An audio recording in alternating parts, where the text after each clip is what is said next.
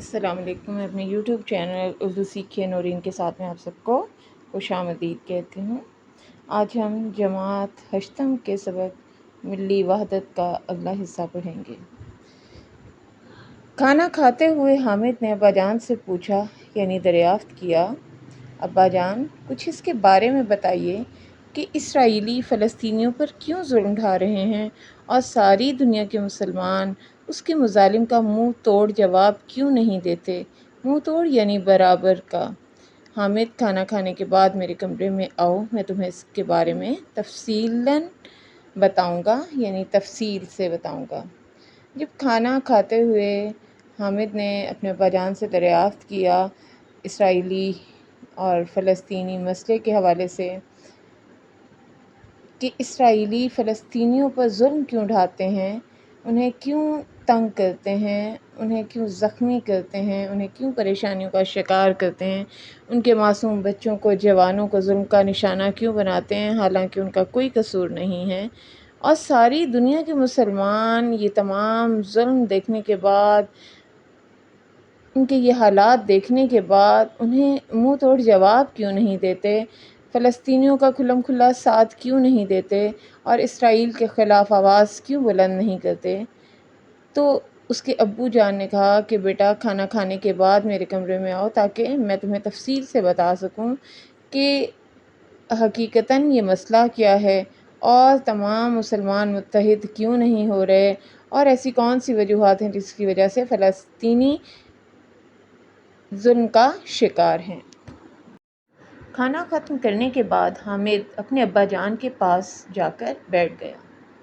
حامد کے ابا کہنے لگے، حامد،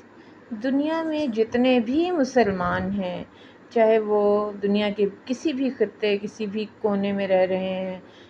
کسی بھی ملک میں رہ رہے ہیں، وہ ایک خدا،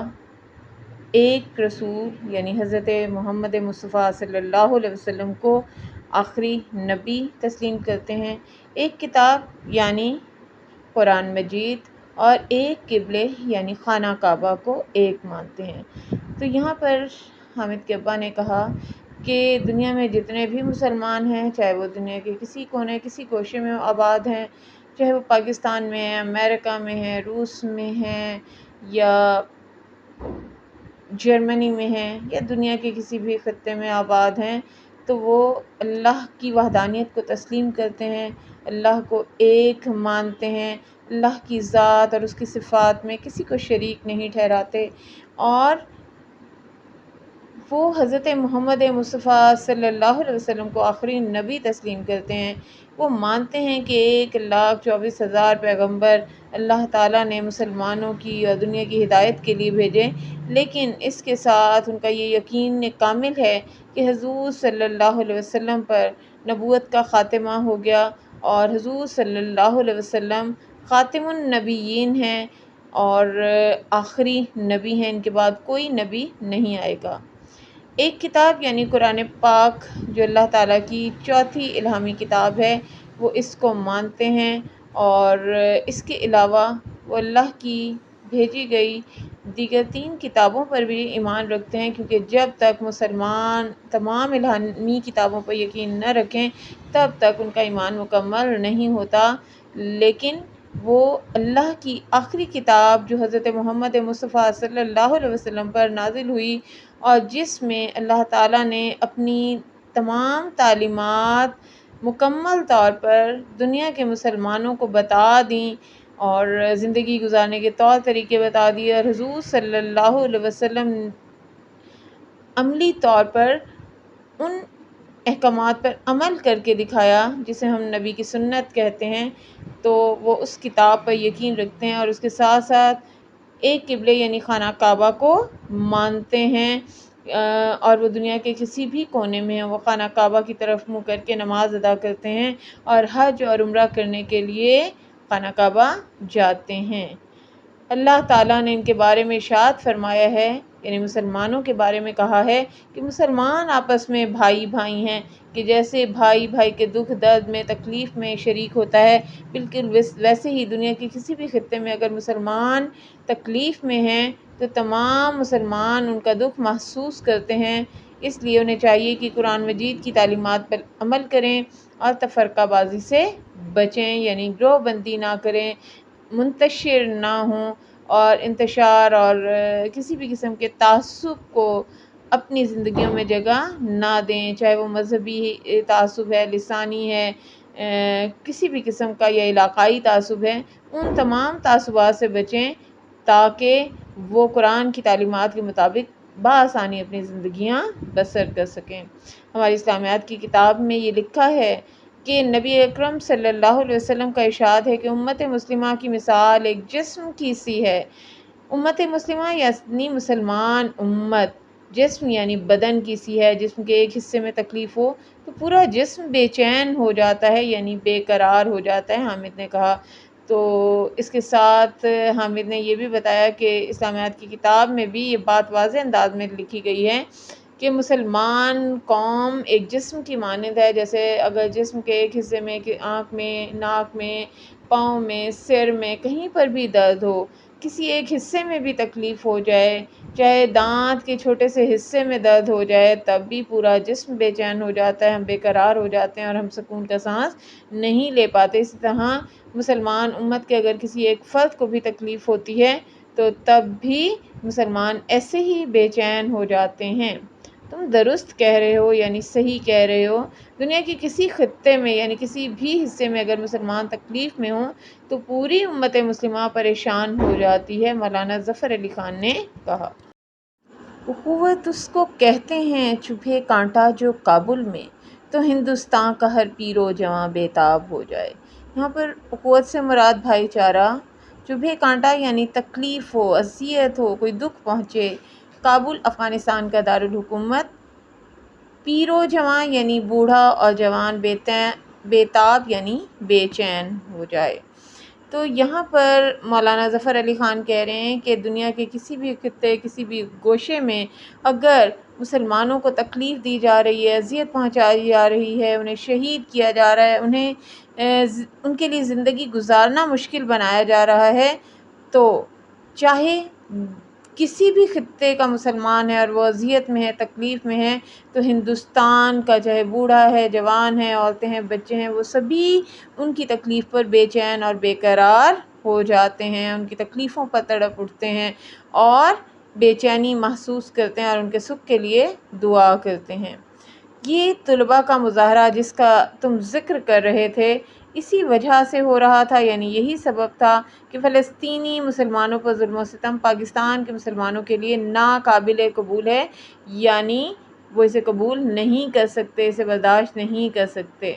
اسرائیل ایسا ملک ہے جس کی بنیاد ظلم و زیادتی پر رکھی گئی ہے۔ فلسطین پر ناجائز قبضہ کرنے کے بعد اسے بنایا گیا۔ فلسطینی اس ظلم کے خلاف جب احتجاج کرتے ہیں تو اسرائیلی فوجی ان پر گولیاں برساتے ہیں، اور جب عالم اسلام سے اس کے خلاف مؤثر آواز نہیں اٹھتی تو اسرائیلی حکومت کا حوصلہ مزید بڑھ جاتا ہے، حامد کے ابا نے گفتگو کرتے ہوئے کہا۔ تو یہاں پر حامد کے ابا بتا رہے ہیں کہ جو تم نے بتایا ہے کہ دو کالج کے طلباء شہر بھر میں مظاہرہ کر رہے ہیں کیونکہ 2 دن پہلے جمعے کے دن مسجد اقصیٰ کے باہر اسرائیلی فوجیوں نے نہتے فلسطینیوں پر گولی چلا دی جو جمعے کی نماز ادا کرنے مسجد میں داخل ہوئے تھے، تو یہ ظلم مسلمانوں کے لیے برداشت کرنا ناقابل برداشت ہے، وہ اسے برداشت نہیں کر پاتے، اور یہی وجہ ہے کہ شہر کے طلباء اس کے خلاف مظاہرہ کر رہے ہیں، کیونکہ فلسطینی مسلمانوں پر ظلم و ستم، تشدد پاکستان کے مسلمانوں کے لیے ناقابل قبول ہے، وہ اسے قبول نہیں کر سکتے۔ اس کی ایک اور وجہ یہ ہے کہ اسرائیل ایسا ملک ہے جس کی بنیاد ظلم اور زیادتی پر رکھی گئی ہے، یعنی اسے ظلم کرنے کے بعد، ستم کرنے کے بعد، فلسطینی مسلمانوں کو تکلیف دینے کے بعد حاصل کیا گیا ہے، اور فلسطین پر ناجائز قبضہ یعنی غیر قانونی قبضہ کرنے کے بعد اسے بنایا گیا ہے۔ فلسطینی اس ظلم کے خلاف جب احتجاج کرتے ہیں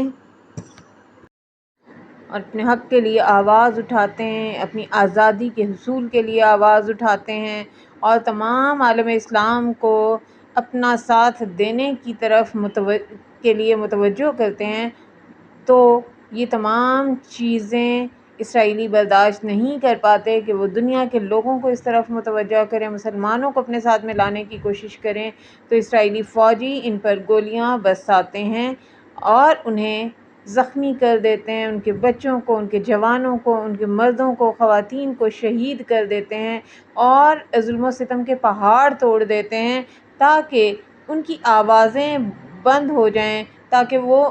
ان کی گئی ظلم و زیادتی کے حوالے سے کوئی مظاہرہ نہ کریں، لوگوں کو اس کے بارے میں آگاہ نہ کریں۔ لیکن جب عالم اسلام سے، پوری دنیا کے مسلمانوں سے اس کے خلاف مؤثر آواز نہیں اٹھتی، تمام مسلمان اس کے خلاف آواز نہیں اٹھاتے کہ فلسطینیوں پر، کشمیریوں پر اور دنیا کے دیگر حصوں میں جہاں جہاں مسلمانوں پر ظلم و ستم کے پہاڑ توڑے جا رہے ہیں، جہاں پر انہیں بلا وجہ شہید کیا جا رہا ہے، ان کے معصوم بچوں کو مارا جا رہا ہے، ان پر زندگی گزارنے کے راستے تنگ کیے جا رہے ہیں، تو اس حوالے سے جب عالم اسلام سے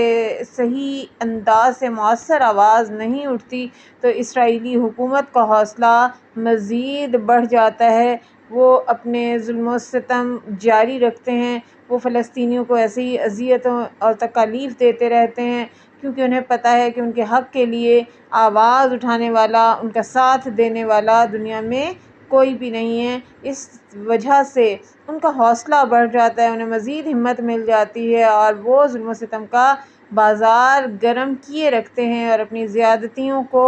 ختم نہیں ہونے دیتے۔ حامد کے ابا نے گفتگو کرتے ہوئے کہا۔ قواعد کی روح سے درج ذیل الفاظ: کھانا مصدر، حامد اسم معرفہ، ایک خدا مرکب عددی، ایک رسول مرکب عددی، ایک کتاب مرکب عددی، ایک قبلے مرکب عددی، بھائی بھائی مرکب تکراری، قرآن اسم معرفہ، اسلامیات کی کتاب مرکب اضافی، امت مسلمہ مرکب اضافی، اسرائیل اسم معرفہ، فلسطین اسم معرفہ، فلسطینی اور اسرائیلی مرکب صفت نسبتی، گولیاں اسم اعلیٰ، ملک اسم نکرہ، عالم اسلام مرکب توصیفی۔ امید کرتی ہوں میری یہ چھوٹی سی کاوش آپ سب کو پسند آئی ہوگی، اس طرح پڑھا کر ہم سبق کے اہم نکات بآسانی بچوں کو یاد کروا سکتے ہیں اور اہم الفاظ ذہن نشین کروائے جا سکتے ہیں۔ شکریہ۔